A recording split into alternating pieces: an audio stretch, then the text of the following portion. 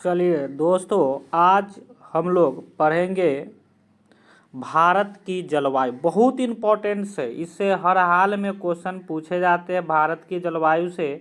तो देखिए, भारत के जलवायु आज हम लोग पढ़ेंगे। तो अगर यह वीडियो आपको देखने में अच्छा लगे, कुछ आपको लगे कि हम सीख रहे हैं, तो अपने दोस्तों के पास शेयर करें। और अगर चैनल को सब्सक्राइब नहीं किए तो चैनल को सब्सक्राइब कर लीजिएगा, ताकि पर डे वीडियो हम डालते हैं तो आपके पास जैसे ही डालाएगा वीडियो आपके यहाँ पहुँच जाएंगे। तो देखते हैं आगे। चलिए, कह रहा है कि मौसम वायुमंडल में प्रतिदिन होने वाला परिवर्तन है। देखिए, मौसम जैसे आज हो, कल हो, अभी हो, 1 घंटा बाद हो, हमेशा परिवर्तन होते रहता है। इसमें तापमान, वर्षा तथा सूर्य के विकिरण आदि शामिल है। एक विशाल क्षेत्र में लंबे समय अवधि 30 वर्ष से अधिक में मौसम की अवस्थाओं तथा विविधताओं में कुल योग की जलवायु कहते हैं। मौसम एक विशेष समय में एक क्षेत्र के वायुमंडल की अवस्था को बनाता है। मौसम तथा जलवायु के तत्व जैसे तापमान, वायुमंडलीय दाब, पवन, आर्द्रता तथा वर्षण एक ही होते हैं। मतलब मौसम में जलवायु के तत्व जैसे तापमान, वायुमंडलीय दाब, पवन, आर्द्रता तथा वर्षण एक ही होते हैं। ध्यान रखिएगा।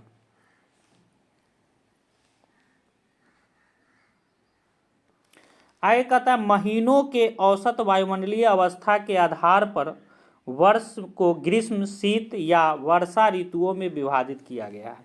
देखिए, वर्ष में ठंडा का महीना आता है, गर्मी का महीना आता है। तो इसी प्रकार गर्मी को ग्रीष्म, शीत यानी ठंड को शीत और वर्षा को वर्षा ऋतु में विभाजित किया गया है। मानसून शब्द की उत्पत्ति मौसम से हुआ है। मौसम याद रखिएगा, ये पूछा जाता है एग्जाम में। मौसम शब्द से हुआ जिसका शाब्दिक अर्थ मौसम होता है। मानसून का अर्थ है एक वर्ष के दौरान वायु की दिशाओं में ऋतुओं के अनुसार परिवर्तन है। मानसून का खोज 45 एडी में हिप्पाल्स ने किया था। कौन किया था? हिप्पाल्स ने किया था। हिप्पाल्स ने किया था, ध्यान रखिएगा। भारत की जलवायु को मानसूनी जलवायु कहा जाता है। एशिया में इस प्रकार की जलवायु मुख्य दक्षिण तथा दक्षिण पूर्व में पाई जाती है। ध्यान रखिएगा, भारत की जलवायु को मानसूनी जलवायु कहा जाता है। एशिया में इस प्रकार की जलवायु मुख्यतः दक्षिण तथा दक्षिण पूर्व में पाई जाती है।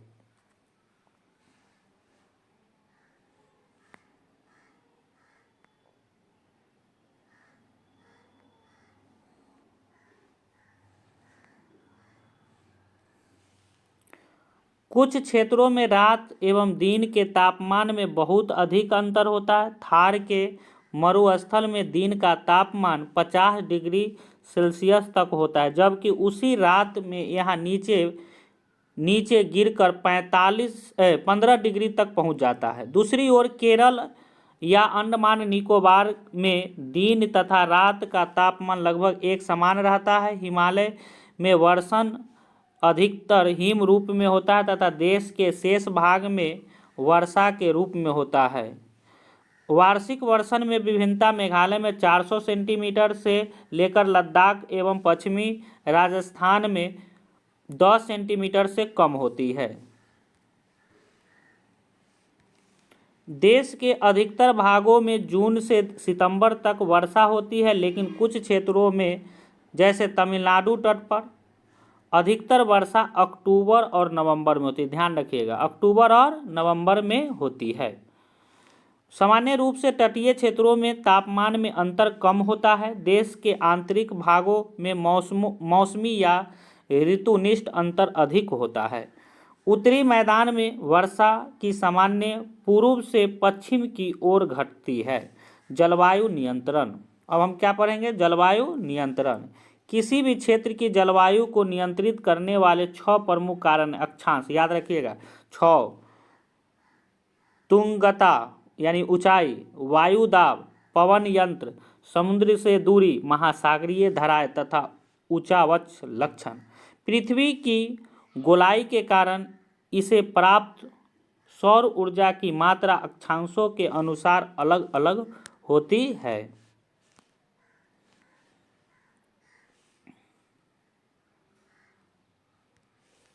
इसके परिणाम स्वरूप तापमान विषुवत वृत्त से ध्रुवीय की ओर सामान्यतः घटता जाता है। जब कोई व्यक्ति पृथ्वी के सतह से ऊंचाई की ओर जाता है तो वायुमंडल की सघनता कम होती है। मतलब जैसे जैसे ऊपर जाइएगा पृथ्वी के सतह से तो वायुमंडल क्या होता है, वायुमंडल का घनत्व घट जाता है, तथा जैसे जैसे नीचे आइएगा वायुमंडल का घनत्व बढ़ जाता है और तापमान भी क्या होता है, घट जाता है। इसलिए ऊपर जाने पर तापमान घटता है। इसलिए पहाड़ियाँ गर्मी के मौसम में ठंडी होती है। किसी भी क्षेत्र का वायु दाब, पवन यंत्र उस स्थान के अक्षांश तथा ऊंचाई पर निर्भर करती है। इस प्रकार यह तापमान और वर्षा के विवर्तन को प्रभावित करता है। समुद्र का जलवायु पर समकारी प्रभाव पड़ता है। जैसे जैसे समुद्र से दूर बढ़ती है यह प्रभाव कम होता जाता है। लोग विषम मौसम अवस्था को महसूस करते हैं। इसे महाद्वीपीय अवस्था, गर्मी में बहुत गर्म और सर्दी में बहुत अधिक ठंड कहते हैं।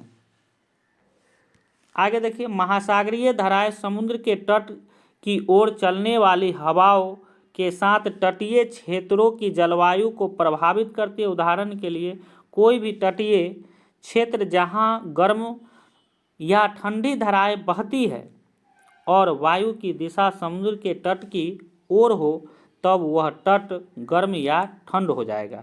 किसी भी स्थान की जलवायु को निर्धारित करने में ऊंचावच की भी महत्वपूर्ण भूमिका होती है। ऊंचे पर्वत तथा गर्म वायु को अवरोधित करते हैं। यदि उनकी ऊंचाई इतनी हो कि वे वर्षा लाने वाली वायु के रास्ते को रोकने में सक्षम होते हैं, ये उस क्षेत्र में वर्षा के कारण बन सकते हैं। पर्वतों के पवन विमुख ढाल के अपेक्षाकृत सूखे रहते हैं। देखिए आगे कहता है कि भारत की जलवायु को प्रभावित करने वाले कारक। देखिए ध्यान से इस टॉपिक को देखिएगा। भारत के जलवायु को प्रभावित करने वाले कारक, जलवायु से 1 या 2 क्वेश्चन हमेशा बीपीएससी, स्टेट या अदर कंपटीशन, बिहार एसएससी हो या कोई भी कंपटीशन के कॉम्पिटिटिव एग्जाम को ले लीजिए, हर हाल में एक रहता है। तो अक्षांश के बारे में दिया है। देखिए, कर्क वृत्त देश के मध्य भाग, पश्चिम में कच्छ के रण से होकर लेकर पूर्व में मिजोरम से होकर गुजरती है। देश का लगभग आधा भाग कर्क वृत्त के दक्षिण में स्थित है, जो उष्णकटिबंधीय क्षेत्र, याद रखिए उष्णकटिबंधीय क्षेत्र। कर्क वृत्त के उत्तर में स्थित शेष भाग उपोष्ण कटिबंधीय है। भारत की जलवायु में उष्णकटिबंधीय जलवायु एवं उपोष्ण कटिबंधीय जलवायु दोनों की विशेषताएं उपस्थित है। आगे है ऊंचाई, उठा अक्षांश।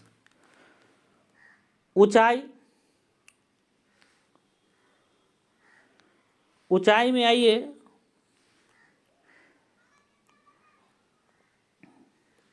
भारत के उत्तर में हिमालय पर्वत है।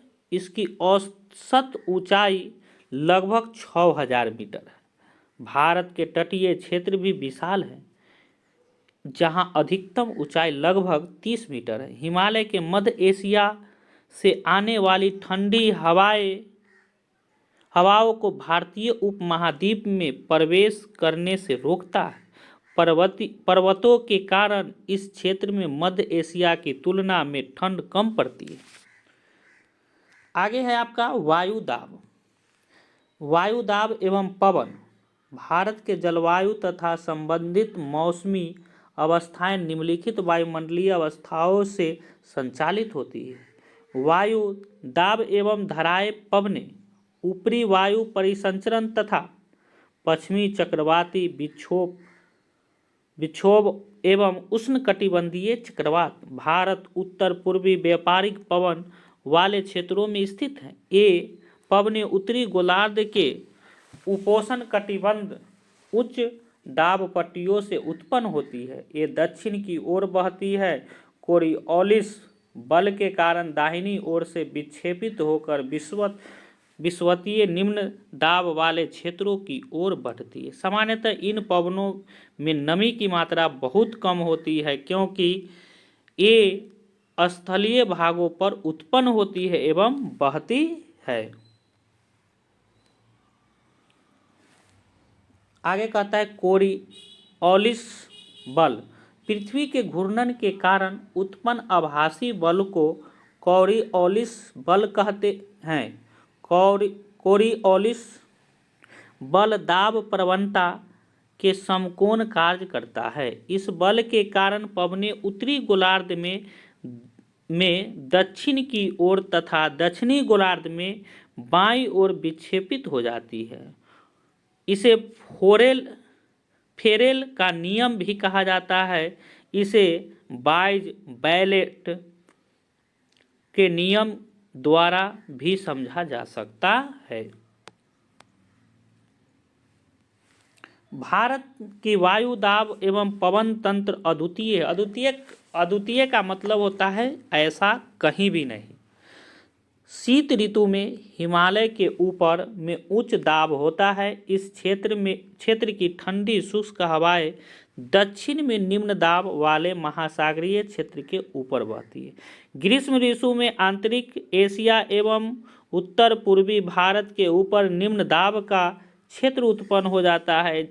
इसके कारण गर्मी के दिनों में वायु की दिशा पूरी तरह परिवर्तित हो जाती है। वायु दक्षिण में उपस्थित हिंद महासागर के उच्च दाब वाले क्षेत्र से दक्षिण पूर्वी दिशा में बहने वाले विषुवत वृत्त को पार कर दाहिनी ओर मुड़ते हुए भारत उपमहाद्वीप पर स्थित निम्न दाब की ओर बहने लगती है।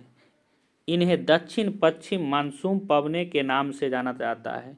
ये ध्यान रखिएगा, ये दक्षिण पश्चिम मानसून जो है VVI है। ये पवनें कोसन महासागर के ऊपर से बहती है, नमी ग्रहण करती है तथा भारत की मुख्य भूमि पर वर्षा कराती है। अब है जेठ धाराएं।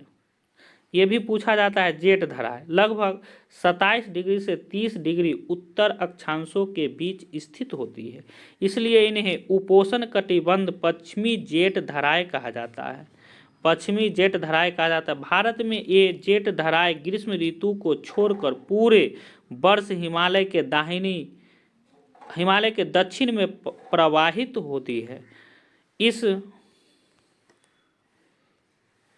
इस पश्चिमी प्रवाह के द्वारा देश के उत्तर एवं उत्तरी पश्चिम भाग में पश्चिमी चक्रवाती विक्षोभ आते हैं। जेठ धारा थोड़ा सा समझिएगा। जेठ धारा किसे कहा जाता है? ये एक संकरी पट्टी में स्थित क्षोभ मंडल में अत्यधिक ऊंचाई यानी 12,000 मीटर से अधिक वाले पश्चिमी हवाएं होती हैं। इनकी गति गर्मी में 110 किलोमीटर प्रति घंटा और सर्दी में 184 किलोमीटर प्रति घंटा तक होती है। बहुत सी अलग अलग जेठ धाराओं को पहचाना गया है। उनमें सबसे स्थिर मध्य अक्षांशीय एवं उपोष्ण कटिबंधीय जेठ धाराएं हैं। देखिए, इसे ध्यान पूर्वक आप पढ़ते चलिएगा। ध्यान पूर्वक ही पढ़ना है। अगर आप नहीं पढ़ते हैं ध्यान पूर्वक, लाइन बाय लाइन पढ़ाने का मतलब होता है पूरा किताबों का स्मरण करना। ध्यान रखिएगा। एक पूर्वी जेठ धारा है जिसमें उपोष्ण कटिबंध पूर्वी जेठ धारा कहा जाता है। गर्मी के महीनों में प्रायद्वीपीय भारत के ऊपर लगभग 14 डिग्री उत्तरी अक्षांश में प्रवाहित होती है। पश्चिमी चक्रवाती विक्षोभ क्या कहता है? सर्दी के महीने में उत्पन्न होने वाला पश्चिमी चक्रवाती विक्षोभ भूमध्य सागरीय क्षेत्र से आने वाले पश्चिमी प्रवाह के कारण होता है। वे प्रायः भारत के उत्तर एवं उत्तर पश्चिम क्षेत्रों को प्रभावित करते हैं। उष्णकटिबंधीय चक्रवात मानसूनी महीनों के साथ साथ अक्टूबर एवं नवंबर के महीनों में आते हैं तथा ये पूर्वी प्रवाह के एक भाग होते हैं तथा देश के तटीय भागों क्षेत्रों को प्रभावित करते हैं। अब है भारतीय मानसून। भारतीय मानसून भारत की जलवायु मानसूनी पवनों से बहुत अधिक प्रभावित होती। ऐतिहासिक काल में भारत आने वाले नाविकों ने सबसे पहले मानसून परिघटना पर ध्यान दिया था। अरबवासी जो व्यापारियों की तरह भारत आए थे, उन लोगों ने पवन तंत्र के इस मौसमी उत्क्रमण को मानसून का नाम दिया। मानसून का प्रभाव उष्णकटिबंधीय क्षेत्रों में लगभग 20 डिग्री उत्तर एवं 20 डिग्री दक्षिण के बीच रहता है। मानसून की प्रक्रिया को समझने के लिए निम्नलिखित तथ्य महत्वपूर्ण है।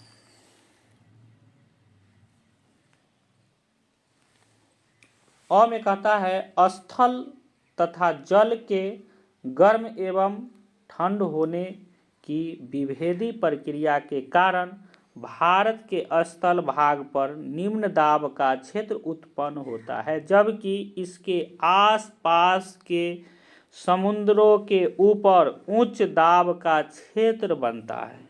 ग्रीष्म ऋतु के दिनों में अंतः उष्णकटिबंधीय अभिसारण क्षेत्र की स्थिति गंगा के मैदान की ओर खिसक जाती है। यह विषुवतीय गर्त जो प्रायः विषुवत वृत्त से 5 डिग्री उत्तर में स्थित होता है, इसे मानसून ऋतु में मानसून गर्त के नाम से भी जाना जाता है।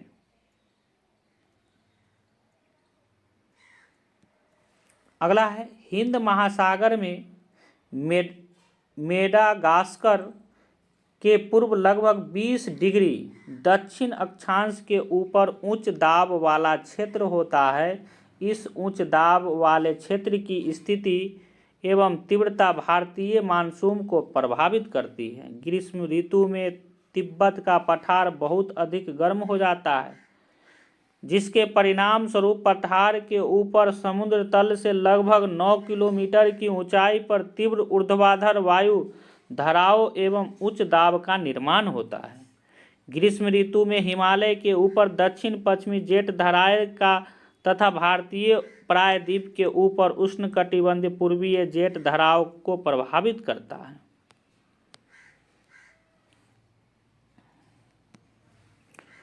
अंतः उष्णकटिबंधीय अभिसारण क्षेत्र कहता है ये विषुवतीय अक्षांशों में विस्तृत गर्त एवं निम्न दाब वाला क्षेत्र होता है। यहीं पर उत्तर पूर्वी एवं दक्षिण पश्चिमी व्यापारिक पवनें आपस में मिलती है। यह अभिसारण क्षेत्र विषुवत वृत्त के लगभग समानांतर होता है, लेकिन सूर्य की आभासी गति के साथ साथ यह उत्तर और दक्षिण की ओर खिसकता है। दक्षिण महासागरों के ऊपर दाब की अवस्थाओं में परिवर्तन भी मानसून को प्रभावित करता है। सामान्यतः जब दक्षिण प्रशांत महासागर के उष्णकटिबंधीय पूर्वी भाग में उच्च दाब होता है, तब हिंद महासागर के उष्णकटिबंधीय पूर्वी भाग में निम्न दाब होता है। मतलब वहाँ प्रशांत में उच्च होता है तो हिंद महासागर में निम्न होता है, लेकिन कुछ विशेष वर्षों में वायु दाब की स्थिति विपरीत हो जाती है तथा पूर्वी प्रशांत महासागर के ऊपर हिंद महासागर के तुलना में निम्न दाब का क्षेत्र बन जाता है। दाब की अवस्था में इस नियतकालिक परिवर्तन को दक्षिण दोलन के नाम से जाना जाता है। डार्विन उत्तरी ऑस्ट्रेलिया हिंद महासागर 12 डिग्री 30 डिग्री दक्षिण 131 डिग्री पूर्व तथा ताहिती प्रशांत महासागर 18 डिग्री दक्षिण 139 दाब के अंतर की गणना मानसून के तीव्रता के पूर्व अनुमान के लिए की जाती है। अगर दाब का अंतर ऋणात्मक है तो इसका अर्थ होगा औसत से कम तथा विलंब से आने वाला मानसून। कभी कभी भारत में जो है समय दिया हुआ रहता है 1 जून, केरल के तट पर मानसून पहुंच, लेकिन कभी कभी क्या होता है 5 से 10 तारीख तक भी पहुंचती है, तो लेट हो जाती है। एल नीनो दक्षिण दोलन से जुड़ा हुआ एक लक्षण है। यह एक गर्म समुद्री जल का धारा है जो पेरू की ठंडी धाराओं के स्थान पर प्रत्येक 2 से 5 वर्ष के अंतराल में पेरू तट से होकर बहती है। दाब की अवस्था में परिवर्तन का संबंधी एल नीनो से है, इसलिए इस परिघटना को एल नीनो दक्षिण दोलन कहा जाता है। एल नीनो ठंडी पेरू जलधाराएं के स्थान पर अस्थायी तौर पर गर्म जलधारा के विकसित को एल नीनो के नाम दिया गया है। एल नीनो स्पेनिश शब्द है जिसका अर्थ होता है बच्चा तथा जो कि बेबी क्राइस को व्यक्त करता है, क्योंकि यह धारा क्रिसमस के समय बहना शुरू करती है। एल नीनो की उपस्थिति समुद्र की सतह के तापमान को बढ़ा देती है तथा उस क्षेत्र में व्यापारिक पवनों को शिथिल कर देती है। एल नीनो का शाब्दिक अर्थ होता है बालक ईसा, क्योंकि यह धारा दिसंबर के महीने में क्रिसमस के आसपास नजर आती है। पेरू दक्षिण गोलार्ध में दिसंबर गर्मी का महीना होता है। भारत में मानसून की लंबी अवधि के पूर्व अनुमान के लिए एल नीनो का उपयोग होता है। 1990-91 में एल नीनो का प्रचंड रूप देखने को मिला था। इस कारण देश के अधिकतर भागों में मानसून के आगमन में 5 से 12 दिनों की देरी हो गई थी। मानसून का आगमन एवं आपसी व्यापारिक पवनों के विपरीत मानसूनी पवनें अनियमित होती है, लेकिन ये स्पंदमान प्रकृति की होती है। उष्णकटिबंधीय समुद्रों के ऊपर प्रवाह के दौरान ये विभिन्न वायुमंडलीय अवस्थाओं से प्रभावित होती है। मानसून के समय जून के आरंभ से लेकर मध्य सितंबर तक 100 से 120 दिनों के बीच होता है।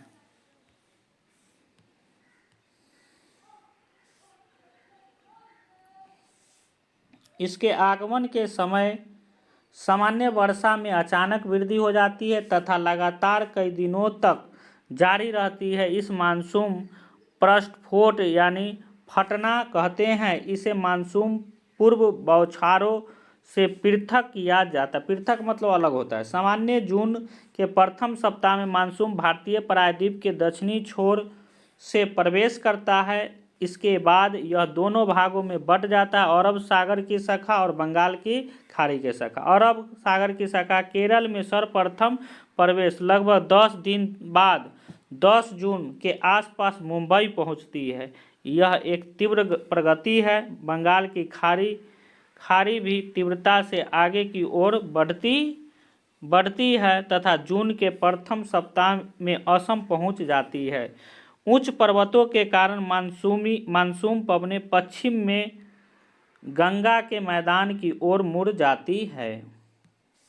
मध्य जून तक अरब सागर के शाखा सौराष्ट्र, कच्छ एवं देशों के मध्य भागों में पहुंच जाती है। अरब सागर के शाखा एवं बंगाल की खाड़ी शाखा दोनों गंगा के मैदान के उत्तर पश्चिम भाग में आपस मिल जाती है। दिल्ली में सामान्यतः मानसूनी वर्षा बंगाल के खाड़ी शाखा जून के अंतिम सप्ताह में लगभग 29 जून तक होती है। जुलाई के प्रथम सप्ताह तक मानसून पश्चिमी उत्तर प्रदेश, पंजाब, हरियाणा तथा पूर्वी राजस्थान में पहुंच जाता है। मध्य जुलाई तक मानसून हिमाचल प्रदेश के शेष हिस्सों में पहुंच जाता है।